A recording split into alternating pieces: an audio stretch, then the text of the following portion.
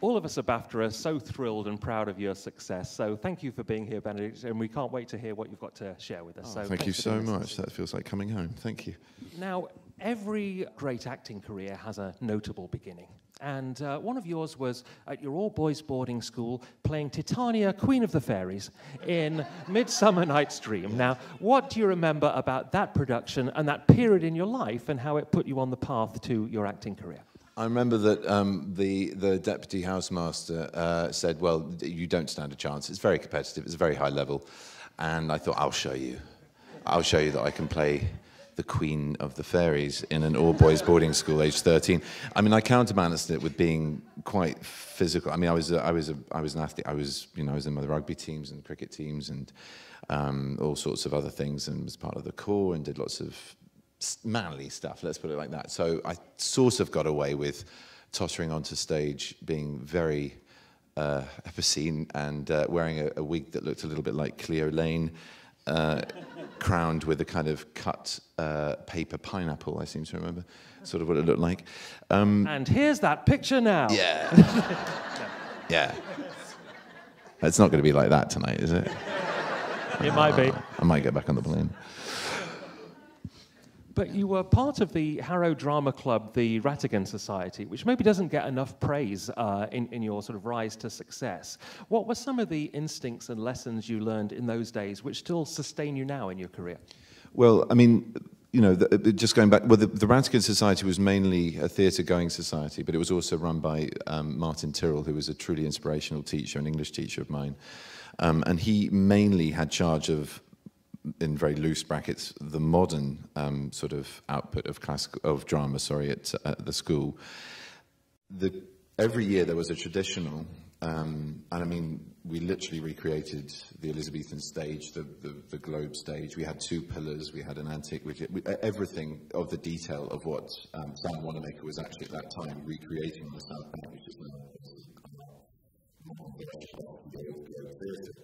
and then you come to the school, and it's tradition, you have this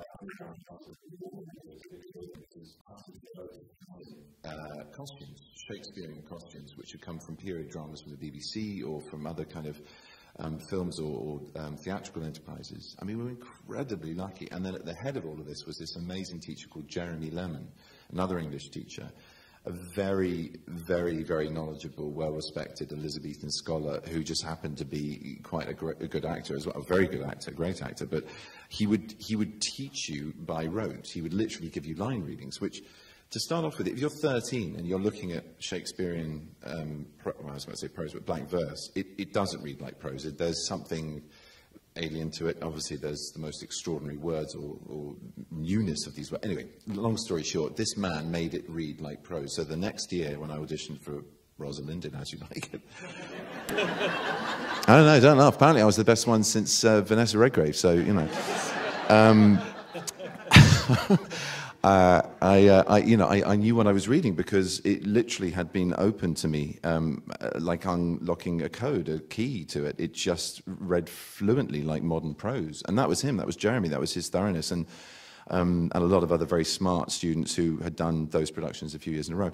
But going back to the Rattigan Society, we used to take trips into London, which was just wonderful because it was the bright lights, it was, you know, everything, the yearning of wanting to be an adult, and also it was my parents' world. It was my world that I wanted to go into as well. It was being in the audience of often really great productions like Penelope Wilson starring in The Deep Blue Sea. I remember going to see that. I remember seeing 3 times I went to see Stephen Delane's Hamlet, which was the most extraordinary. You know, so that was one thing. It was just like this wonderful thing of, oh, okay, that is actually a realizable profession, and it's something that all my peers who were a bit kind of like, well, whatever, sometimes after they'd seen something, they were utterly transfixed and transformed by it and couldn't stop talking about it. And I thought, yeah, I'm good. I'm glad this is what I want to do, you know, really, really inspiring. And then we do these extraordinary productions that Martin would direct, everything from City of Angels, that great, great musical, which is just about to have a comeback in the Donmar. God, what else? I started, well, once my voice broke, I went very quickly to playing old men. I played Willie Loman at 16 and a half. I played Arthur Crocker Harris in the Browning version, the Rattigan play, when I was all of 18. So yeah, and then carried on that tradition at university. I played Crap in Crap's Last Tape when I was 21. It's ridiculous, but it was a lot of fun.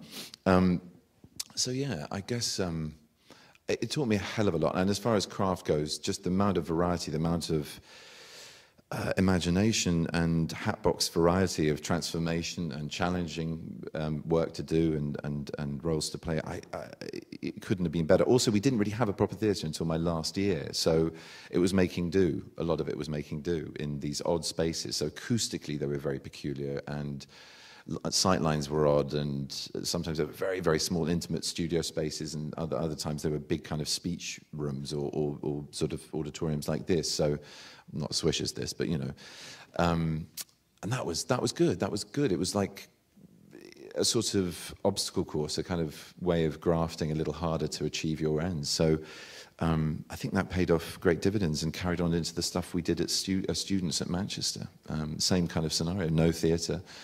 We had libraries we used, we had church halls, streets, meeting rooms in the student union. I mean, all sorts of found spaces, and then we would create something, whether it was in traverse or T-shaped or on a thrust or the traditional sort of pros arch approach of front-on playing that was really, really gave me a great deal of learning as to how to, you know, exist on stage in a live auditorium. You interrupted your acting studies to take a gap year teaching in a Tibetan monastery in Darjeeling, India. How did that experience shape your worldview? It's full. That was like a magic trick. I really am very jet-lagged. Wow. I mean, I don't think we've got all night, have we, really? That's a big question, a big answer as well. It was the most extraordinary experience. I was 19, and it was sort of a continuation, I think. It's all acting experience. It's all, I mean, anything that life teaches you that really touches you deeply and profoundly can be drawn upon and used somehow in your work, I feel. And the amount of connectedness and alertness and awareness and being present in a moment that whole culture of Tibetan Buddhism that I was teaching in and observing every day, and by the end practicing on retreat for a 2-month retreat, has served me every single day of my life, whether I'm working or not. So that's huge, massive, without me going into the basic tenets of Tibetan Buddhism, because that would take a long time. It's such a profound gear shift as well to obviously our Western sensibilities to live that sort of stoically, really. I mean, there's something very basic and grounded and focused and in kind of great integrity in everything that they do. So amazing to be amongst that kind of grace as well. And taught me a lot, taught me a hell of a lot, and I owe them a lot. I owe them more than I gave them because it was a very unfair exchange. I mean, we had fun. I made them laugh. They thought it was great fun to have this sort of odd, eccentric English schoolboy in their midst. But I think, you know, I definitely learned a lot more than they did. Karma-wise, I need to probably go back and teach for an entire lifetime to make up for the 6 months of learning I had from them. But it was a truly profound experience, and an experience, highs and lows as well. I mean, I'm an only child, but I've always been very gregarious. This was a very lonely experience at times, though, very lonely. The language and cultural gap was very, very large at times. Some of them spoke quite good English. And physically, geographically, there were other students my age who were on similar placements in and around Darjeeling, which is where it was in West Bengal. But they were about an hour's jeep ride at the sort of nearest away from me. So you just had to get on with your week, planning your lessons, building bits of classrooms, whether it was, you know, chairs or blackboards, and class structure and how the hell to teach when you don't speak the mother tongue very well, if at all. Was tough, was really tough, but you kind of fall back on hopefully some of what you might have learned at school. You realise how pampered you are very quickly at school. This thing of character building at boarding schools, I mean, everything's handed to you on a plate. You've got a routine. You put your clothes in a bag and then it comes back folded and laundered. I mean, it's absurd. You know, there's nothing of washing powder at public schools. You don't get your hands dirty. So it was great, and I thrived on that. I actually really enjoyed that aspect of it. Yeah, I could go on all night about Tibet. It was amazing.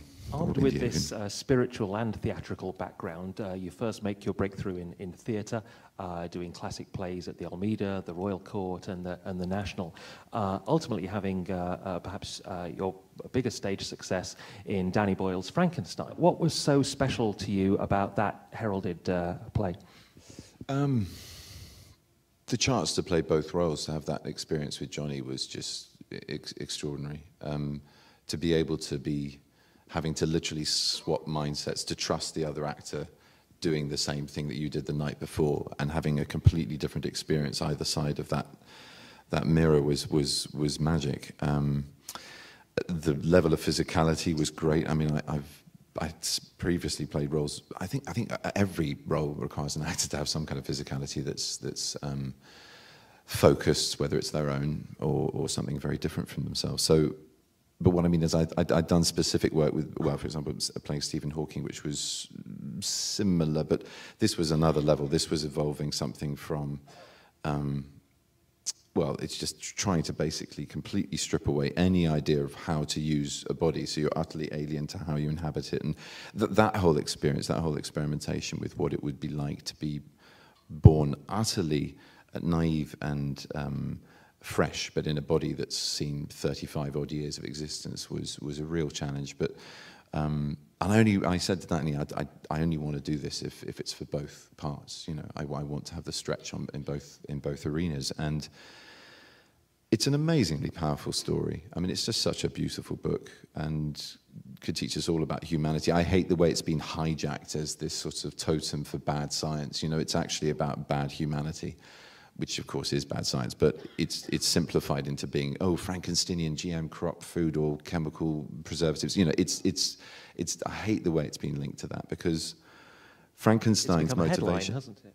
Yeah, but just vilify. I mean, it's become a byword for something bad, and what happens to him is something tragic. It's not innately evil. Do you know what I mean? It's not. He's not a mad scientist going, "It's alive, it's alive." I know he does that in the film, but you know.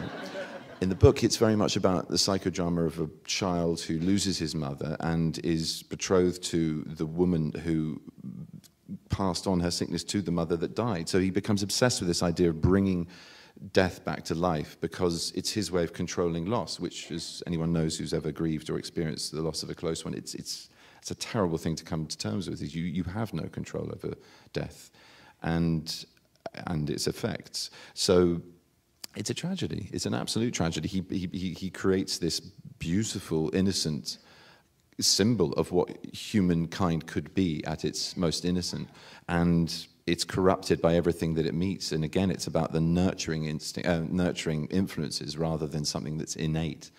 So, you know, I thought that what Danny and Nick did with their version of the script was obviously very much focused on the creature's story. But I think there were touches of the delicacy of the Doctor that I loved playing as well. So it was just a thrill, and it nearly killed both of us. It was so painful. It was so painful. I've still got scars. I've got a cut on somewhere around there. And we had this original thing at the beginning of the play when he comes out of the skin. I don't know if you guys have seen the live version of it in cinema or are lucky enough to see it in the theatre, but it basically began with this birth, and he came out of this womb-like structure, and it was just onto this sort of matting, this bit of flooring. But in the original, when we did the first tech run of it, it was a sort of basin of amniotic fluid, this kind of jelly stuff you get on kids' TV programs, you know, like gunk. Hey kids, it's gunk, you know. But it looked like this weird, horrible birthing fluid. So you came out dry, or with a bit of that on, and then into this pool. And it didn't work very well, because it was like basically being a baby seal on board a ship that was tilting like that. You kind of got out and you just skidded. I skidded across the stage. And it was all very well, all over the place. Not the most dramatic stage entrance, which was fine. Well, no, it was very dramatic. And then, you know, I recovered from that. And then sort of one of the stage hands was going, yeah, it seems to be getting bigger, the pool of liquor. Oh, no, that's blood. That's blood. You're bleeding. And I just literally sliced open part of my leg. Because Mark, God bless him, had made this beautiful set, but it was like razor blades. The wooden and metal slats just were like the nice little gap for a bit of, you know, human-sized hair to... You suffer for your or art. human, yeah, as a piece of hair to be cut with. But listen, I mean, all the scars and hips going out of place. I had plantar fasciitis, which for anyone who doesn't know is a very big bally pain in the nerve of your foot, so you can hardly rest any weight on it. And yeah, we suffered for our art. We definitely suffered for our art on that one. But it was really worth it. Really worth it. You created so many tremendous characters on television too. Stephen Hawking, you mentioned, Vincent van Gogh, Guy Burgess, but the one that's had the most global impact is Sherlock. Now, when you were approached to do this show, obviously this character is the most dramatized character in all of literature. So how did you set about the daunting task of putting your own mark on a character that's been played by so many other people? By reading the books. And trusting Stephen and Mark, who are the sort of ultimate fanboys who kind of, you know, when I first heard of the idea, it was an idea in itself, and I didn't know which writers were attached, which writers had actually come up with it. I thought, why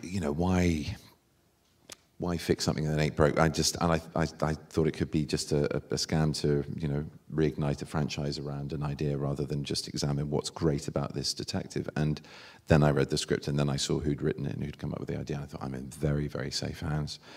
These boys really, really know their stuff. And I went back to the books and I just asked them questions all the time. And I draw, I mean, Watson is writing this first person witnessing of this extraordinary creature, and it's very thorough. He's a doctor. He goes into physical detail about the way the man sits and postures, how fast he is, his mood swings, his temperament of every scale and size, and his brilliance, and also his failings. So it's a wonderful blueprint to work from.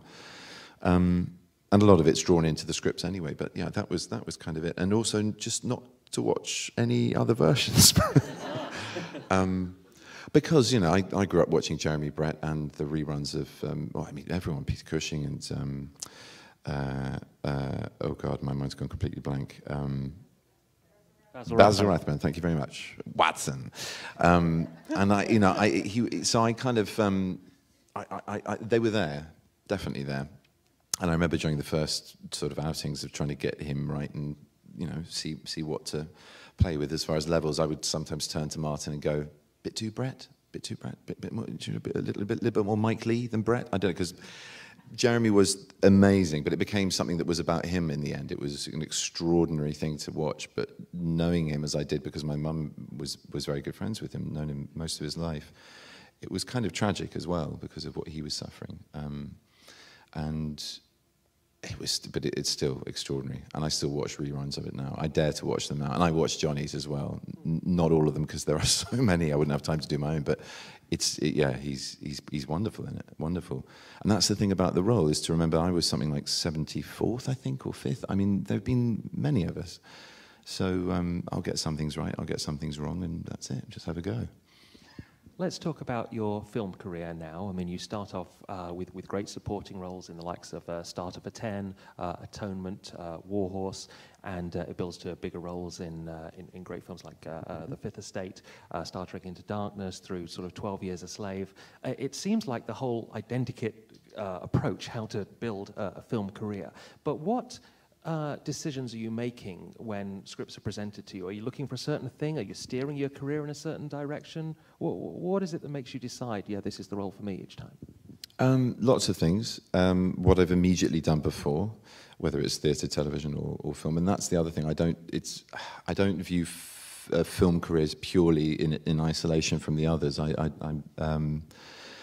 been lucky enough to be able to go back and flex muscles in those. So I don't know, but when I read a film script, I think it's many, many things. It's many things. I'm thinking very carefully because, of course, you know, there's immediately when I often get asked when I'm talking about Alan Turing that, you know, oh, you played a lot of scientists, and I immediately get very defensive.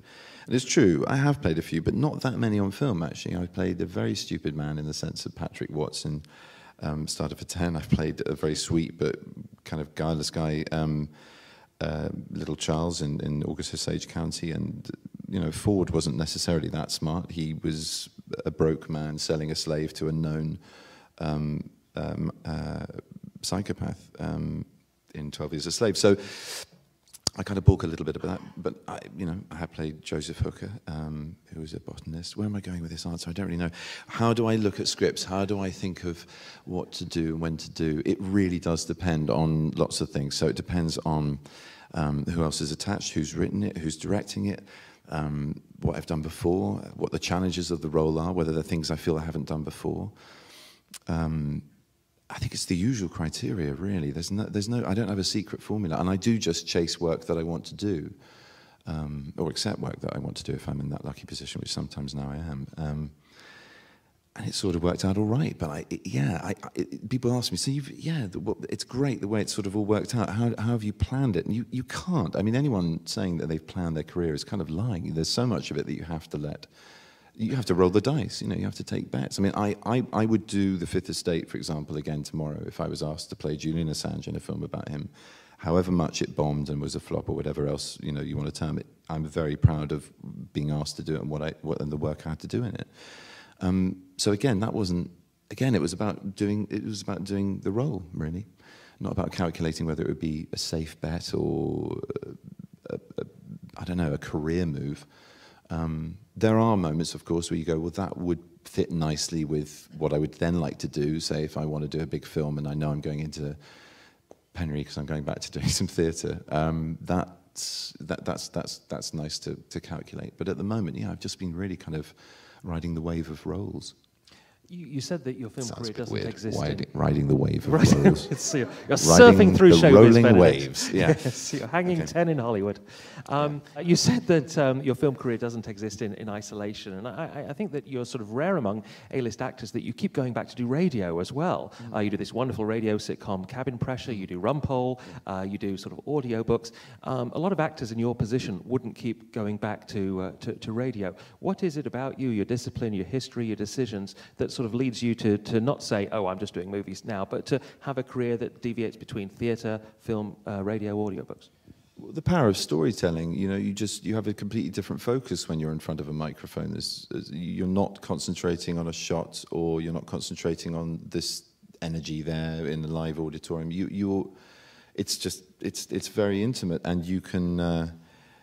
you can have an awful lot of fun with it. I mean, actually, we do record Cabin Pressure in front of a live audience, but we rehearse it and talk about it before then on our own. It's just a completely different muscle to flex, and I think it all adds up. I mean, it took me a while at drama school to sort of be myself, rather than all these wonderful things I've been asked to do at school and university. So once I'd found that, I then I loved slowly after, because you have to, as an actor, when you're beginning your career, I think you have to step through the door and people have to go, right, well, that's sort of who you are, and you sort of, because of who you are right for this band of roles. And I was very nervous of that, because I never wanted to be an actor that was based around versions of myself. I wanted to have as much fun pretending to be anything other than myself as I could possibly have. Not to denigrate people who do that, and not to say that I don't like to do work that's close to myself. I'd love to do more of it now in the future, but I just felt, for me, and this does tie into the answer to your question, it's about being something other. It's about doing something that transports you and hopefully your audience with you. And when you're working with a microphone, you can get away with murder with your voice. Doesn't matter what you look like. You can have a lot of fun with it as well. And there's a very different kind of connection to the material. You're still working with other actors if you're doing a drama or a comedy, but if you're doing an audiobook, that's suddenly you're literally a painter with words, and it's your canvas, and that's fantastic. And I recently did a reading of The Spire, the William Golding book. And the other thing is, and I read it before I went in, obviously, to make my notes and think about things, but when you're reading it line by line, word by word like that, I personally, I don't know any other reading experience that's like that. So selfishly, because you then have to sort of give it to the rest of the world, it's a wonderful way to read a book. Every single dot and it's just amazing the detail you realize in the writing when you're reading it in that format as an audiobook. So yeah, that's one reason I do audiobooks, is to read books properly, I suppose. That's the only time you get to do it. Yeah, I know, that's a very long way to read books, I have to say. But you know, it's in all seriousness, yeah, I think it does. It all adds to the enjoyment of being a storyteller, which is kind of what the craft's about, I guess, at the end of the day. And what an amazing story you tell in The Imitation Game, your latest film. Let's talk about your performance as Alan Turing. How much does it matter to you that with this movie, you're able to give that man the glory, the acclaim, and the dignity that he was maybe robbed of in life? Well, thank you very much. If we do that, then we can all go home happy. Thank you. It means a hell of a lot. I mean, I cared about him before I read this script and before I started playing him, but having this engagement with him was such a privilege, and I missed him. We filmed the end of the film quite near the end of my shooting schedule, and I grieved him, not as an actor grieving a role, but actually just or even playing the emotional beats of the scene. It sort of got out of control. I was leaning into something which was basically standing outside of the role and completely empathizing with what he'd experienced and just realizing the full tragedy of the end of his life. But to go back to a broader answer of the question, it means a massive deal to bring his story to a wide audience. The amount of people that have seen the film and are shocked by how little they knew of the full story and of his tragic end as well means that it's a story that needs to be told. I mean, this man is a hero. He should be, as Obama, I think in 2011 said, you know, he cited him with Darwin and Newton, and they've both got their faces on banknotes, and he's not on the front cover of textbooks, whether they're history books, social books, whether they're science books, and he should be. He should be. He really should be. He wasn't interested in self-publicizing. There was a moment. I mean, Andrew Hodges' biography, for anyone who hasn't read it, is a fantastic way into understanding the work and the man and the world, and was the book that the film was loosely based on, but fantastic source material for me. And you know, he talks about this. He had moments by which he could have stood up and said, look, this is what I'm doing with algorithms in particular. And he didn't. He chose to focus on artificial intelligence more. But even with that, you know, he was never interested in going, I'm the all-singing, dancing, not Pulitzer Prize winning, help me out, audience of clever people. Thank you. Nobel Prize-winning scientist that he should be. I mean, he's the father of the modern computer age. He's the father of computing, but he's also an incredible philosopher, scientific philosopher, and a technician, someone who was able to create his ideas, and with a huge amount of help, obviously, but also in his own right. And in the midst of all of that, the most extraordinary human being, someone who was utterly shaped by his circumstance, I feel. The more I think about him, the more I read about him, the more I do think about him all the time, especially with all of the stuff around the film now. And it seemed to me that even from childhood, this child who had a stammer, how isolating, how difficult that would have been to just form the usual social bonds and have the ease of play and interaction, and how it's cruel enough now if you have a stammer, let alone in those not Victorian, but still pretty Victorian in principle times at those schools. And parents who were in the diplomatic, who were living a life that was very much the 19th rather than the 20th century. And he was born into a barbaric world during the First World War, and then fatefully entangled with the Second. And in the midst of all, that's this very sensitive child that needed a lot of love, that had a profound need for love, and that was denied him because of the appalling social parameters of the era, seeing homosexuality as being morally wrong and an illness, and something that was curable with estrogen injections, or at least punishable with estrogen injections. It's just barbaric, and yet sadly all too prevalent still now in any form of fundamentalist or extreme view. You know, the scapegoats, the ones who are scapegoated, are still the same minorities, and homosexual men and women are right at the forefront of that discrimination. And even, I mean, you know, even within our permissive society, if that's not too cold a term for it, you know, there's still a massive lack of equality, in my opinion. But anyway, the point is, he suffered all of that, and he didn't, even at that point, he didn't martyr himself. He just was very open about his sexuality, but he didn't ever parade it. He wasn't somebody who was making himself into a cause, and by which he became a great hero, a great standard bearer for that cause. And you know, I just think there's so much of the world that we owe to him now, whether it's the things we hold in our hands, which we call phones, which are basically more powerful than all the computing put together that got us to the moon for the first trip. So it's an extraordinary thing that he began. And he was part of a lot of other people doing it. I always have to acknowledge that, because he wasn't just on his own doing all of this work. Especially with the code breaking in the Second World War, he adapted what the Poles had already achieved with their code breaking machine.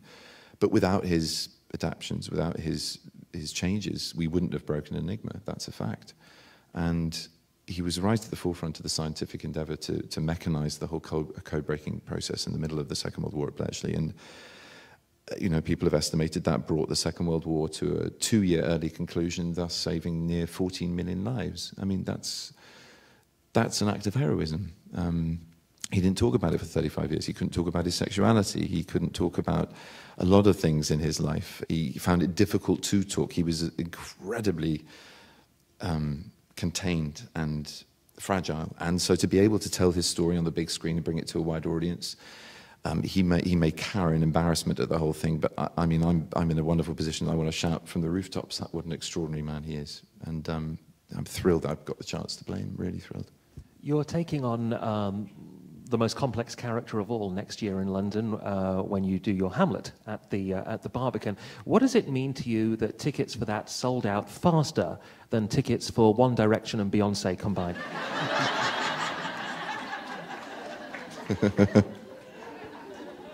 If you liked it, then you should have put a redial on it. I don't know. It's wonderfully embarrassing, I guess. It's brilliant. It's brilliant. Shakespeare at the heart of it, you know, and it means that people might come and see that play who haven't seen Shakespeare before and revel in the extraordinary nature of that particular man and his dilemma. And hopefully we'll hold them in a spell that Lindsay Turner is already cooking up, which is just, it's fantastic, with a wonderful, wonderful production team. It means the world. It's very exciting. People say, well, are you nervous? Are you a bit nervous? Well, no, it means I've got an audience, which is great. I mean, it would be much, much worse to put all that work in and go out and go, hello? I mean, do you ever think about the contrast? You were talking earlier about doing Shakespeare in like tiny rooms and unconventional spaces. Yeah. Well, the Barbican as well. The Barbican's an amazing theatre. It's an amazing theatre. That in itself is really exciting. We took a long time to choose it. And it's an international theatre of great excellence across mediums, whether it's dance, music, theatre, and film. So it's really found its home, and what we want to do with it has found its home there, which is very exciting. Just before we go to questions from the audience, congratulations on your engagement. Thank you very much. Thank you very much. How does it feel to have broken the hearts of all the Cumber babes around the world? I never thought I'd have a room full of people applauding me for the moment that I got engaged. It's very strange. C'est la vie for the weird thing that is my life. But yeah, thank you. You must be pleased to have a supportive reaction from your fans. Well, yeah, it's better than being booed, I suppose. Now, if you have a question for Benedict, please raise your hand. We have roving mics in the audience on both sides of the theatre. And I'm going to ask Anna over there there's a question in your row just there, Anna. Just wait for the microphone to reach you, please. Thank you very much. I'm very, very curious to know about, considering all the different techniques and styles of acting out there, which one do you work with or choose? And considering that you come from a spiritual, strong background, do you incorporate that into your style?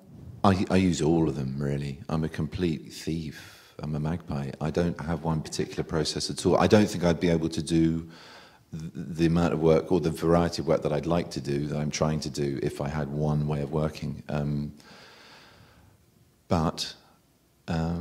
Is there a process for you? Yeah, but it changes every time. Sometimes it's outside in. Sometimes it's getting the look or the sound or the physical feel of a character right. Other times it's the research. Other times it's just one sentence or one known fact about that person that becomes a sort of spiritual core or some kind of anchor for who that inner self is.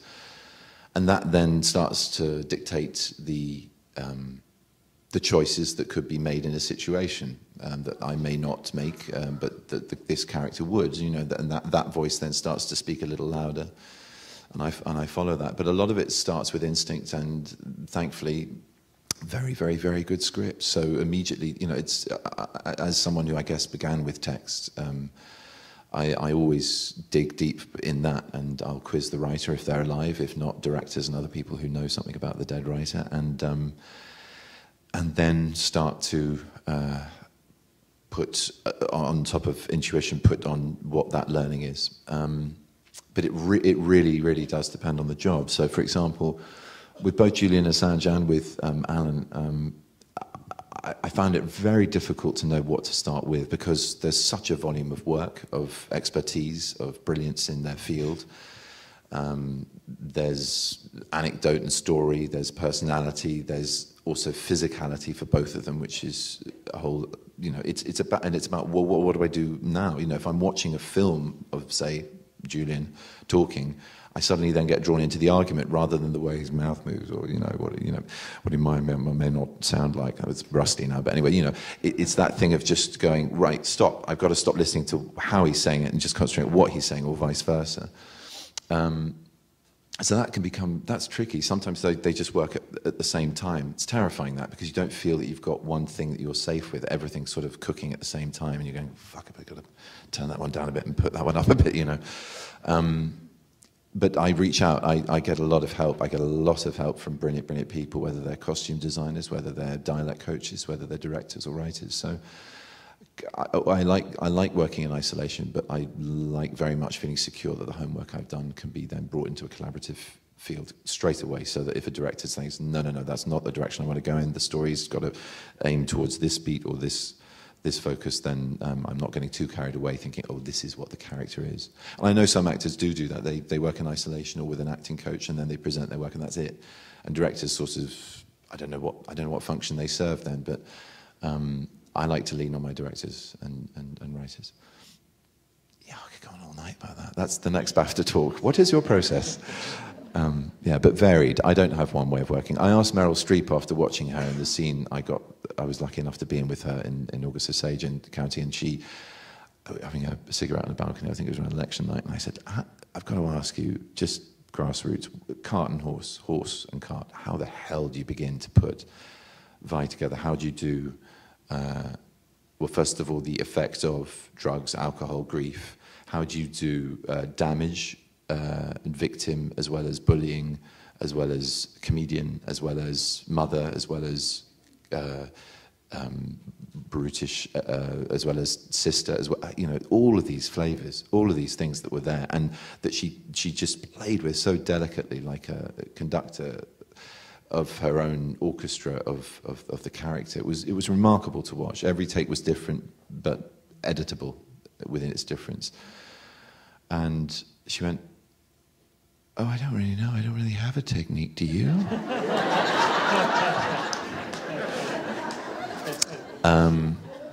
I know a couple of others like that as well. I hope she won't mind me saying that. But yeah, no, and it's true. You know, the woman that does the splits in Mamma Mia, who does that in that, who's aging and decrepit as Thatcher. You know, you can't. I don't think you can go in with one method, you know. And this thing of character acting or technical acting, this thing of method acting or, well, technical acting, I suppose, again. I don't see a divide anymore. I really don't. You have to commit, however technical, you have to commit to a belief in what you're doing at a moment where it becomes method. You believe in what you're committing to. There are days when that's really hard, when there are distractions, and if you're a method actor, there are ways of pushing those away. But again, you know, sometimes in controlling things, you're actually losing the influences that could buffet you in a different direction if you aren't trying to control things through having one particular way of working. So, yeah, there are days when you do hold the reins a little tighter, and there are other days when you want to just run with it and see what happens. And see what other people give you as well. Otherwise, I think you can be closed off. If you come in with a really preconceived notion about... Sorry, I know people have got bladders. I'm going on for a very long time with this answer. If you have a preconceived notion, you follow that with a real obstinacy, I think you're cutting yourself off from such a wonderful experience of getting energy from your other actors, of understanding what they're bringing to the table, let alone your director, and then where a camera goes and all the other sort of technicalities that fit around that. And it depends. So some directors, they want to position you, and they say, right, we're just going to feel what this is like. It's going to be lovely. Now, if you just put your left finger up, and they're there, no, there, you're like, this isn't really, it's like photo shoots sometimes, but we just want you to be relaxed. Just sit back. No, not like that. Sit to the side a bit more. No, sit like that. No, uncross your legs.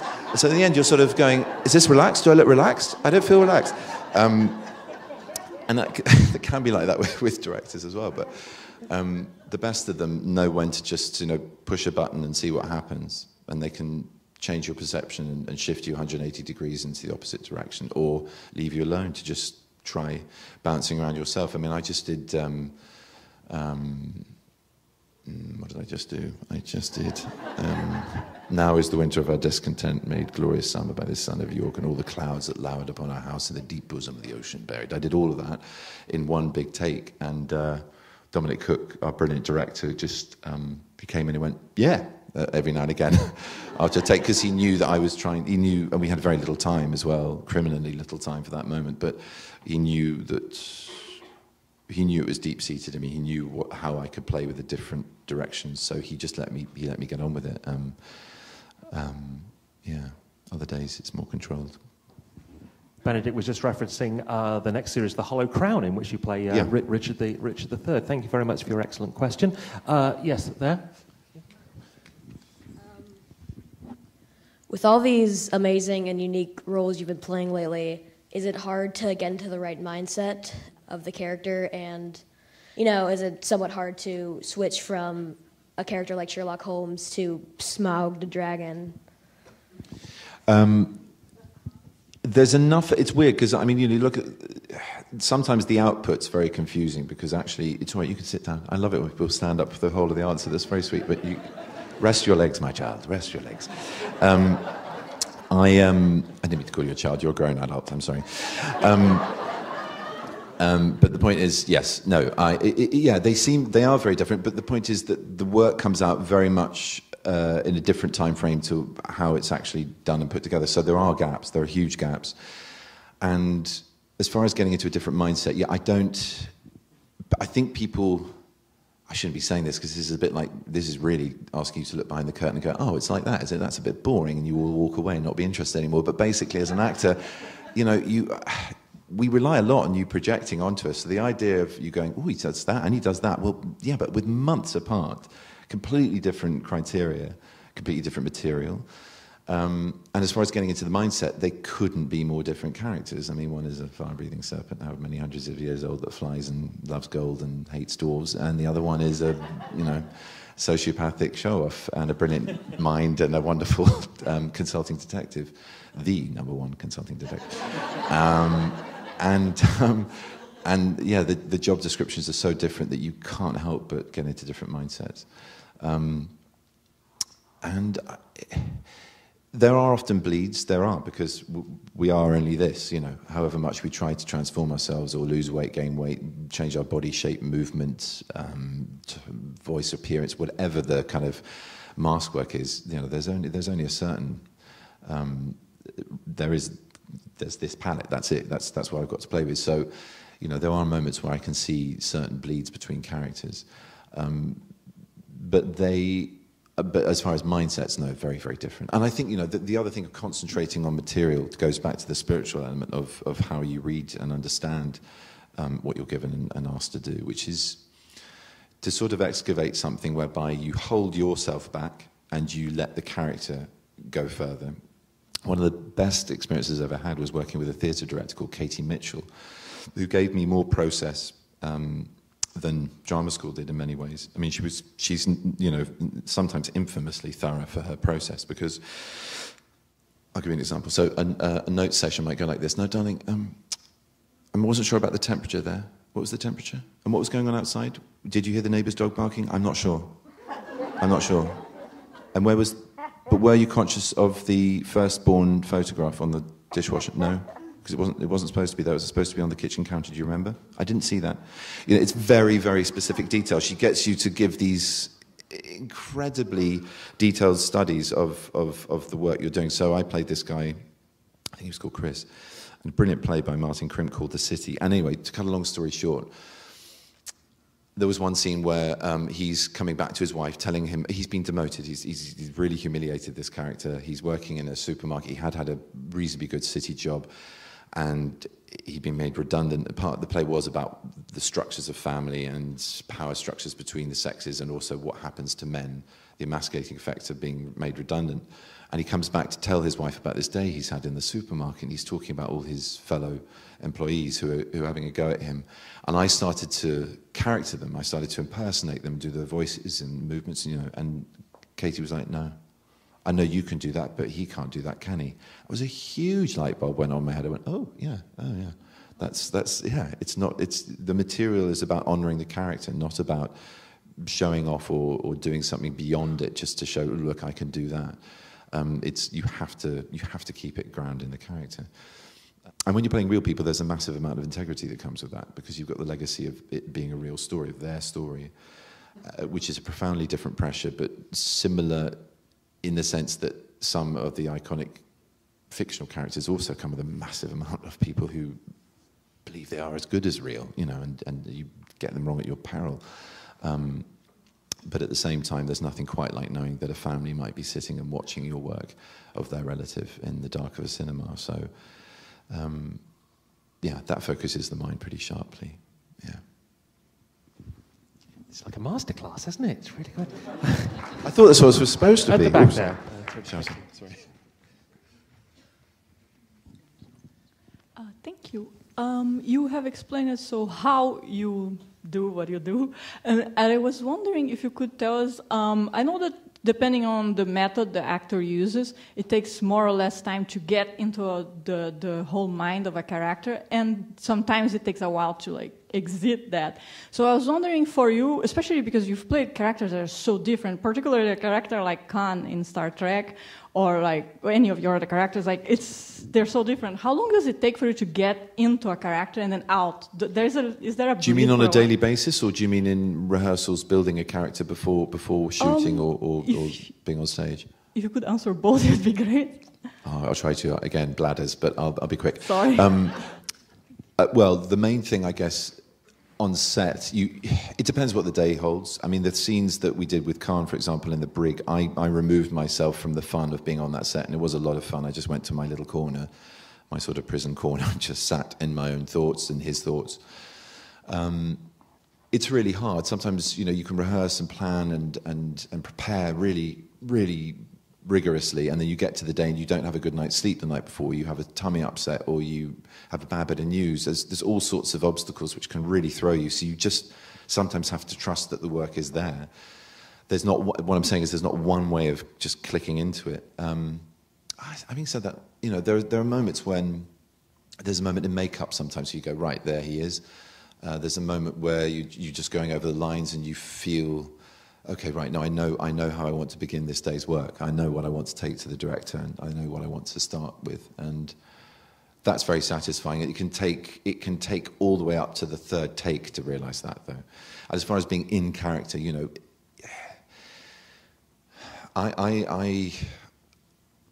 I've always dared to try and come out of character to hear what I need to hear as an actor. I would find it, and I've tried it a few times, it is very confusing, and I find it very confusing if I did this all the time, to receive information from a director as a character. I can't compute that. I don't have that filter in my brain. I'm happy to step aside and then go back into something. But very often when I do that, I'm then playing a note, so I feel self-conscious and I'm not completely in character. The magic of camera and film and you guys often means I get away with it, but the point is that when it's at its best, every bit of the work is forgotten, and you are just sort of present in that moment. But yeah, it could be a voice, it could be a bit of music. Helps hugely. Actually, music helps me a lot. I listen to a lot of music before certain scenes, and they're not just emotional scenes, but there could be all sorts of flavors of music that help me get into a mood. But yeah, just going over the script again and again and again, that's the primary focus at the beginning of my day's work.